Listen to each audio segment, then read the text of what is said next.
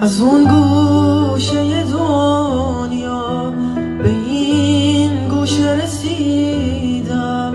نگین دنیا قشنگه، قشنگیشو ندیدم.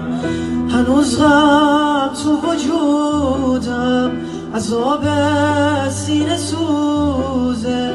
نگین گریه رو بس کن، نگین دنیا دو روزه، نگین دنیا دو روزه.